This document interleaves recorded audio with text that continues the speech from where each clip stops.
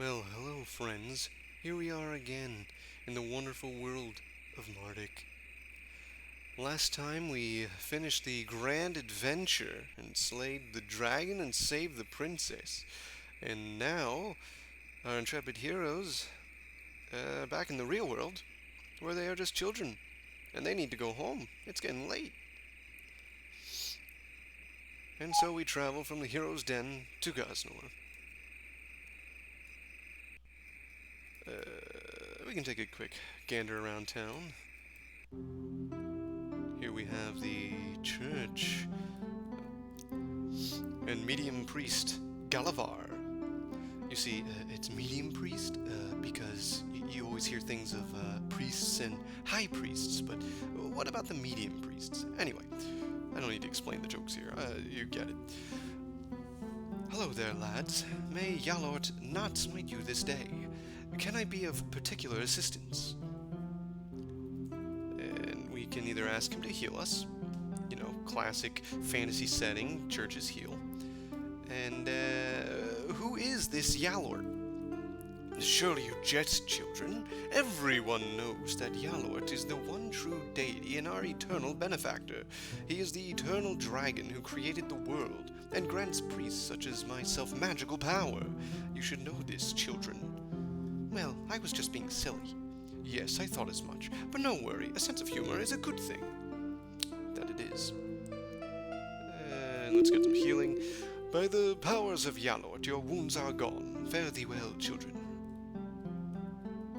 And there's a large statue of Yalort the Omni-Dragon, sculpted from pure onyx, with emeralds for eyes, in the center of this church.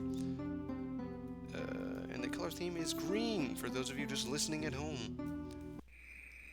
There's a save point right in front of the church. I shall do so. And carry on. Here's an item shop, but it's locked. Here's a magic shop, but it's locked. Here's an inn, but it's locked. Who would need a room at night, Weapon shop, locked. Armor shop, locked. This guy, locked. Oh, it's George. You're out there late, boys. Shouldn't you be going back to home to bed? Your parents are probably worried. You do remember where you live, right? In those little houses in the southwest part of town? No, I don't know why. I thought you might have forgotten, but it's useful to know anyway, isn't it?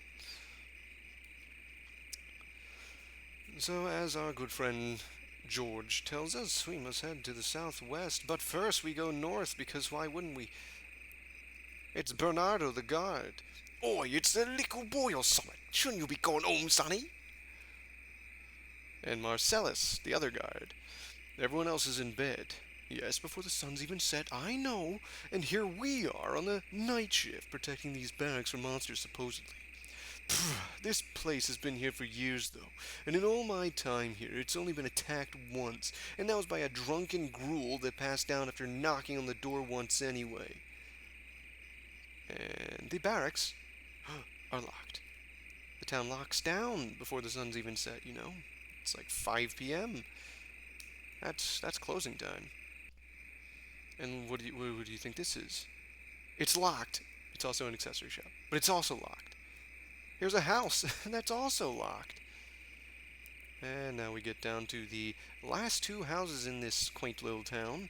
One of them is Dugan's, and one of them is Mardek's. But which one is which? Well, Dugan's house is locked, so I guess he's not going home. Let's go to Mardek's house. Dugan, though. Well, I'd better get home myself, so bye for now, Mardek. See you tomorrow for some more heroic adventures. How did he get home if his door's locked? Still locked. Must have hopped through the window. Well, Mum, I'm back. And his mother, Lilanea, Lila. Well, there you are, dear. And here's a fancy trick you can use. Bringing up the log. She actually said, "Oh, there you are, dear. ... How did your adventure, with single quotation marks, with Dugan go? Haha." So how did our adventure go? We can say the happy option, the neutral option, or the, I guess, disappointed option. Well, Mardek's a good lad. It was great. We slew a princess and saved a dragon. The neutral option is, well, it was okay. And the disappointed option is, well, I wish I could go on a real adventure. But we killed a dragon. No, wait. No, Mardek has it right. We killed a princess and saved the dragon. You did? That sounds unconventional. I mean, nice. Yes, that sounds nice, dear. I'm glad you had fun. Sigh. You're growing up to be just like your father. Only he slew dragons and never really saved any princesses. Except me. He used to call me his queen, you know. I do wonder where he is now, though. When will he get back? Or I'm sure he'll get back. Again, Mardek, a nice lad. I'm sure he'll come back. I hope you're right, dear. It's been so long. But I'm sure he'll be back eventually. I can sense it. Can you sense it too, dear? Well, I can sort of feel that he's not dead. Like he's looking over me, but he's not dead. Yes, that's what I feel too. It must be the spiritual link that we all share as a family, because those exist. Oh, and I just noticed, in the right-hand corner of the dialogue box, you can see the speaker's element. Our mother is of the air element. Ah, your father, he was a great man. Enki the Wanderer, he used to be called, before he met me and we settled down and had you. He was, as I've told you many a time before now, an adventurer of great skill and renown, revered throughout the lands. Oh, I fancied him so much before I even met him. He was light, so he thought about the others much more than himself. All he did was for people he usually didn't even know from Adam. He was kind, honest, and yet mysterious. Did you know that he never told me about his past? Well, you have told me like a million times, Mum. Well, I'll tell you again. He never did tell me about his mystery-shrouded past. But though I never knew about it, I never for one moment felt suspicious about him, like he might have been something bad once. He seemed to radiate this feeling that he was always a good man, and that he had his reasons for hiding things like he did. Sigh, I miss him so much. Well, I do too, Mum. I wish he'd get back soon. Don't worry, dear. He'll come back one day. One day. But it's getting pretty late now, Mardek. You should go to bed. Sweet dreams, dear. Sleep tight. Don't let the bed bugs randomly battle you during the night. Well, night, Mum. But first, we check the house for nothing. Good. And she just tells us to have more sweet dreams. Off to beddy bye. Again, nothing in the room, just a bed at a save point. Hopping into bed makes you go to sleep, and you dream a dream of a planet so blue, and an alien saucer coming in. Crash landing on Earth, what a dream, haha! It's Dugan, our good friend, waking us up for school, perhaps. No, not really. Mardek, are you awake? I just saw the weirdest thing. There was this star in the sky, right? Even though it was daytime. Well, morning, really, but same thing. And I looked at it because it was weird, and then it started, like, getting bigger. It was falling, Mardek, a falling star. And I saw where it landed, too. It landed with a big crash, and I saw where it went. It landed in a clearing just at the other side of the Soothwood, I think. We should maybe go and find it, Mardek. Who knows what kind of mystery and wonders it holds. We've been looking for adventures for ages, and this might be our big chance. Let's go and find the fallen star. Dugan, I didn't ask you to get in bed with me. We have our new mission to head off to the Soothwood and find the flying saucer that crashed, because that was no dream. Hello, Mother. Oh, good morning, dear. You and Dugan are going out on another adventure again, right? Have fun with that, but mind you don't hurt yourselves. Yes. Never. Townspeople? But first Dugan's house. It's Dugan's mother. Hello there, dears. Dears? And how are you, Mardek? Well, I'm all right, Miss Dugan's mum. You two are going out on an adventure today, are you? Just watch yourselves. I don't want you getting scared again by doing something stupid or dangerous, like that time when you both tried to walk over that river on a now fallen tree and Dugan didn't go and was so scared he crapped his pants. Did I show you those photos of when Dugan crapped his pants, Mardek? Mom! What's a photo? Anyway, and you'd be best off now. You have missed a whole day if you diddy-daddy much longer. Right. Here's the geography of Belfan, the world. The world is Belfan.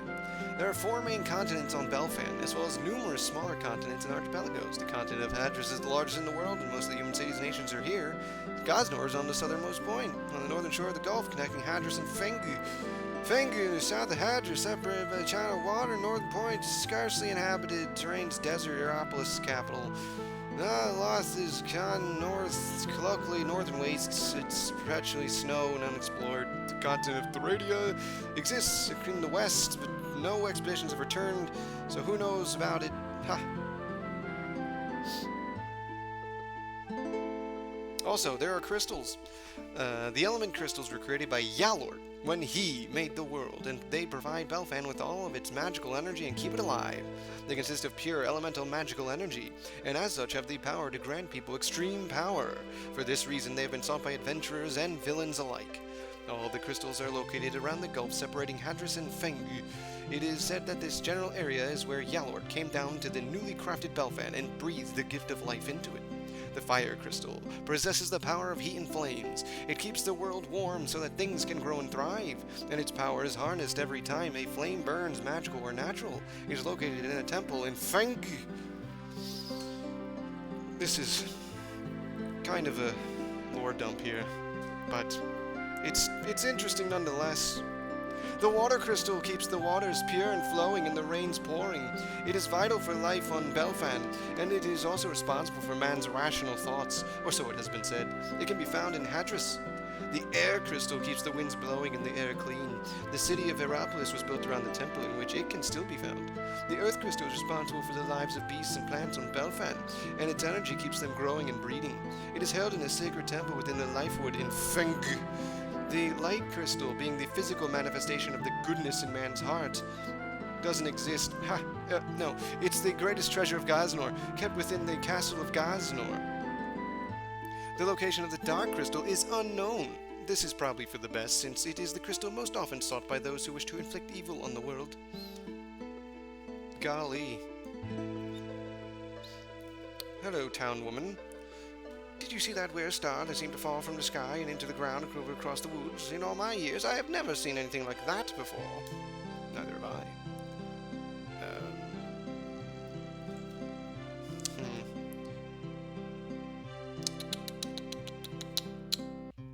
Pardon me as I try to remember how to open menus.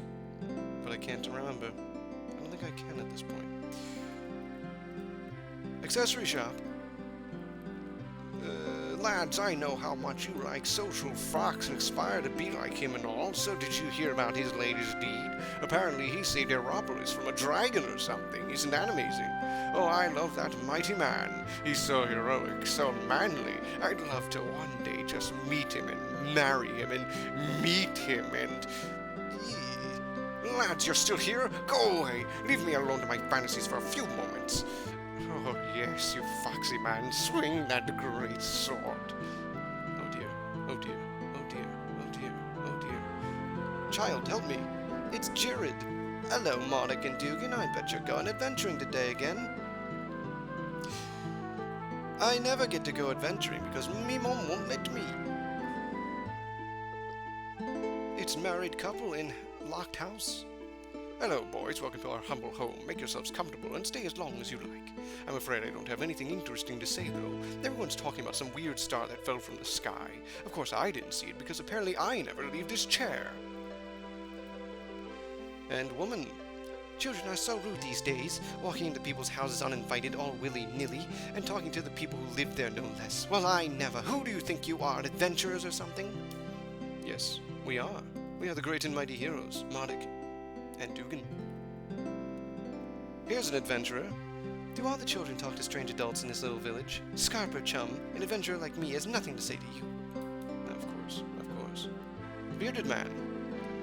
Hey look, I have a beard. You little kittywinks can't grow beards, so I win. Hell yeah! He's right. He's right.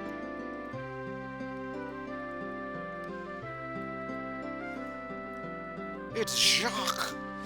Ah, Mardek and Dugan, how nice it is to see you, Zize. And you come at a good timing too, as I have news for you concerning your father. You know something about my dad? Ah, I do not know much, but I heard from one of the soldiers that he was sighted in Noloth, the frozen northern wastes. This is good. It means he still lives. He seemed to be on some kind of epic journey, a quest, and knowing him, he should have finished too, and it'd surely be back in no time. Well, I hope so. We can all but hope. Anki was a great man, though. He will be back soon. I am sure of this. And when he returns, I am sure he will have many gifts to give and tales to tell.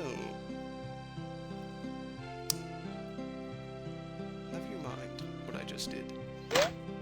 And we can raid the barrack for potions. They won't need them. And a sleeping man. I'm not really injured, you know. Just lazy. But don't tell anyone, or I'll rip your bleeding head off with me bare hands. Alright. Alright. Fair enough. We're out. Haha. Oh wait. Is there anything? No, nothing's behind the barrack. Oh dear. It's a different world when the sun is not setting. Old lady. Back in my day, we didn't have stars falling from the heavens. Lord, no. Stars were much better behaved back in the good old days, not like these rowdy, rebellious stars you kids look at these days. It'll be the death of us all, I swear. I wonder if our good friend Medium Priest Galavar has anything different to say. No. No, he doesn't. Nothing to say. And we are off to visit more shops. And here's the item shop. The classic items, healing things, curing condition things, an accessory that actually increases your defense. And while we're at it, we can look at our inventory here. Each of us is equipped with a stick. But one is a big stick. And that's Dugan's, for he likes great swords or something. He likes to hold his stick with two hands.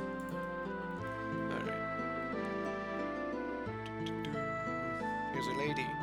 Yes, what do you want, boys? If you're after some more sweet, sweet cocoa biscuits, I'm sorry, but I've got none to give to you today. Oh. How sad. I'm so middle-aged that I don't care much for falling stars. I just don't get excited like you wee sprogs do, you see. You'll understand when you're older. Old man. If I were any younger, I'd go and look at where that star landed myself. It just knows it's something special.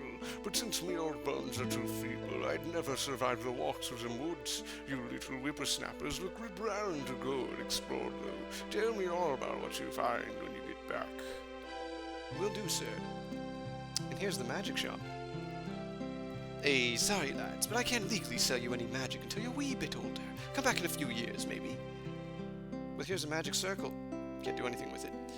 Oh boy. Here's another lore dump about elements.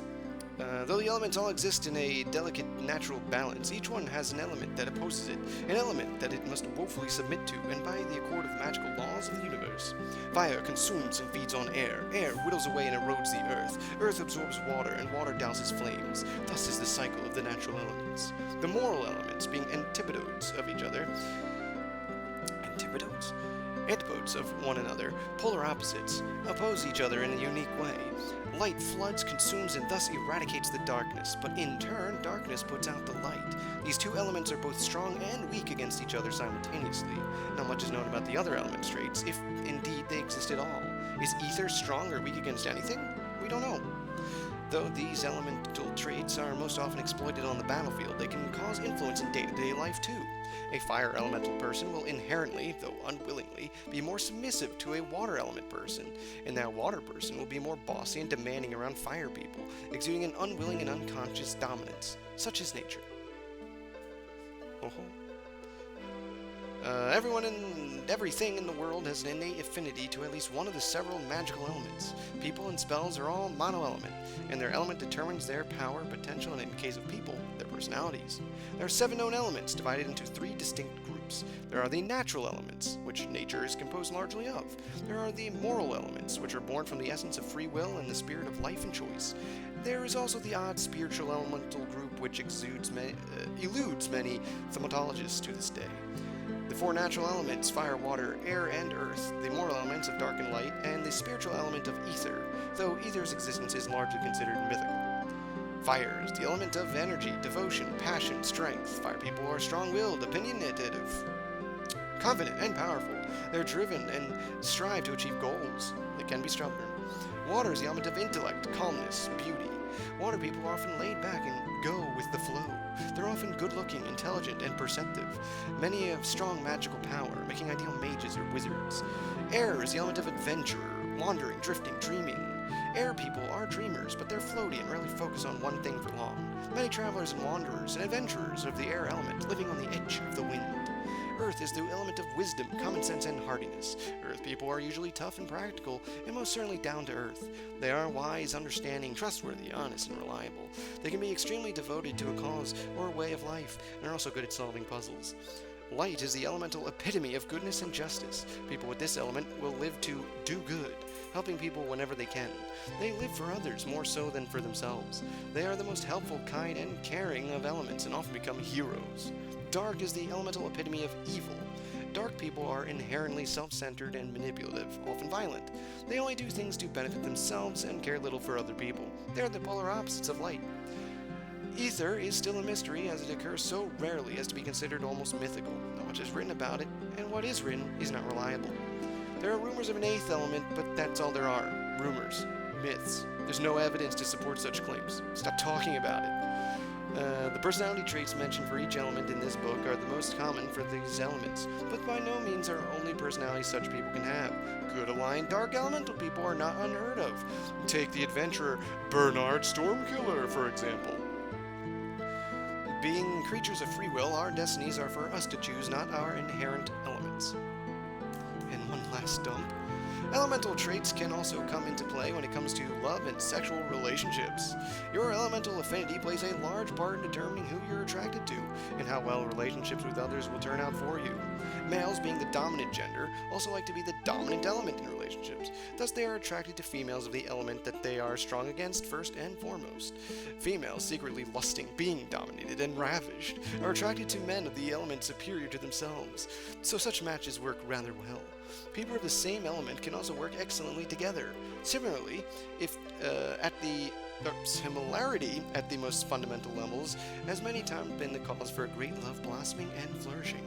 Such things have been mentioned apply only to people with natural elements. For people with moral elements, different rules apply. Naturally, they are attracted to people of the same element as themselves, but also to any and all the natural elements. Because of this moral element, people are more choice when it comes to finding a partner that's right for them. A relationship between the two moral elements, that is, light and dark couple, cannot work, both emotionally and physically. The two people will never get along or fall in love, and even if they did, a child could never physically be conceived in such a relationship. When a child is born to other couples, however, its element is inherited from its parents. In a dominant element relationship, the child is of the dominant element. Same element, then they're of the element they both share. And in the moral nature relationships, the moral element takes dominance. Consider these things when looking for a partner.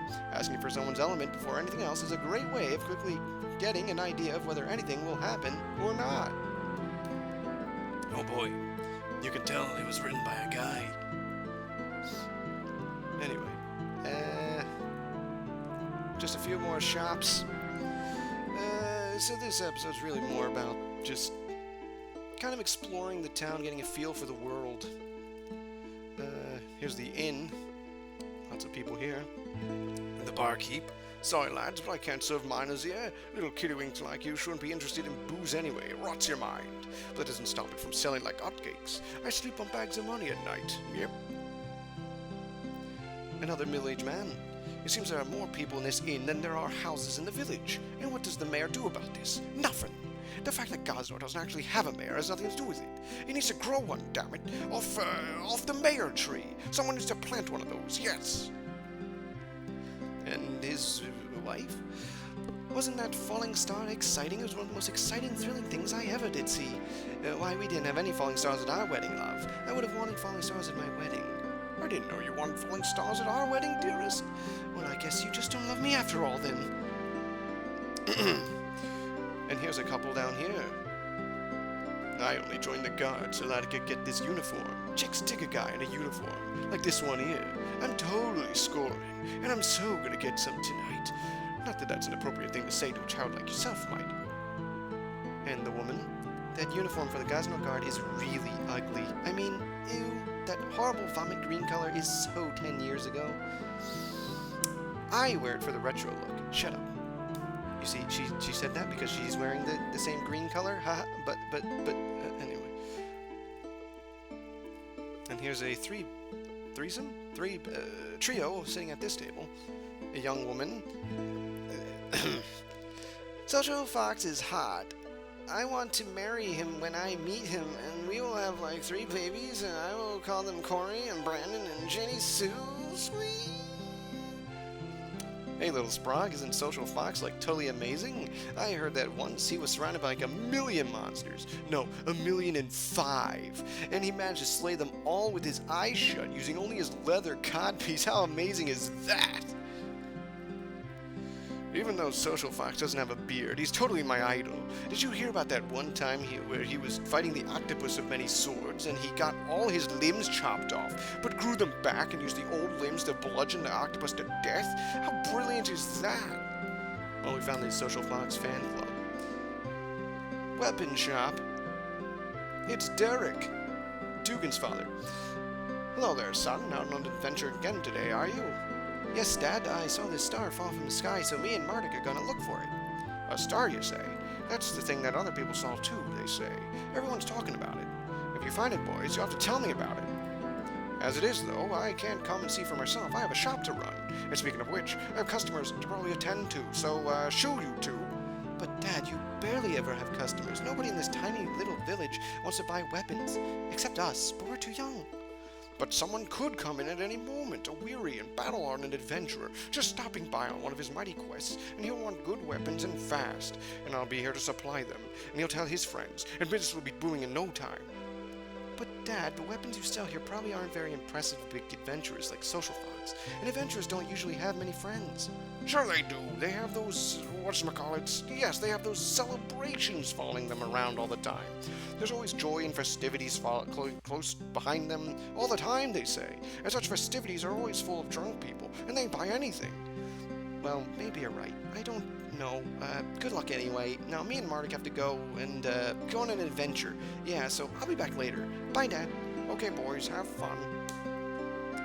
This armor shop. Oh, wait, little kiddywings like you lot shouldn't be in here. Get off, put off. Good. It's George. I do believe I've forgotten where I live. I can't find my house anywhere. I'm sure I'll find if I wander around this general area for a while longer, though. Yes, I'm sure things will turn out well. And finally... No, not quite finally. Finally, this house in the north, with the jaunty tune. It's Meriader. Oh, hello there, Mardek and Dugan. Off on another adventure again today, are you, eh? Yeah, we're off looking for a fallen star. Oh, excellent, excellent. I actually have another adventure for you again today. It won't take long. It's a sort of side quest thing. Are you interested? Well, yes. Brilliant. I knew I could count on you two. I'm trying to make a new invention, you see, but I don't have all the parts I need. I need to get some more lead pipes. About 5 should do. But the best place to get those is in the sewers from the fume rats. You know I'm incompetent when it comes to combat of any kind, and I know that you relish it and have fought fume rats before, so I thought this might be a good chance for you to fight things for an actual reason. Of course, I'll also give you a reward for your efforts, so what do you say? Are you interested? What do you need those parts for? Interested in my inventions as always, I see. This time I'm working on something I think will be revolutionize the way we all live. I'm making a mechanical man. It's like a man, but made out of metal and cogs. It can do anything a normal man can, like physical labor and combat, but never tires or disobeys. I can see them being used to make all of our lives easier by doing all the labor for us. Well, that sounds amazing. I can't wait till it's made. Nor can I, but of course, but I need your help, so can you retrieve those lead pipes for me? Well, of course. Marvelous. You just have to go into the sewers and kill a few fume rats. They should drop lead pipes. Come back here when you've got 5 of them. And we have our first side quest. Oh, there was something I wanted to bring up, point out. The whole elemental lord dump.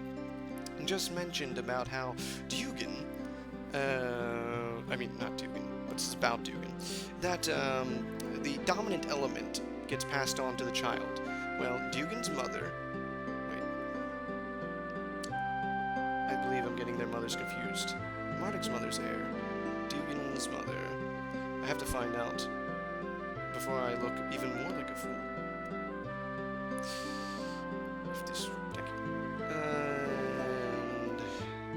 Dugan's father is fire, his mother is earth. Alright, so I guess it doesn't really matter then. Well, I was gonna bring up some weird conspiracy theory about how Dugan, being an earth element with a fire and air element parents, was probably adopted or something. But it turns out, no, I was mistaken. Ha! Ha ha!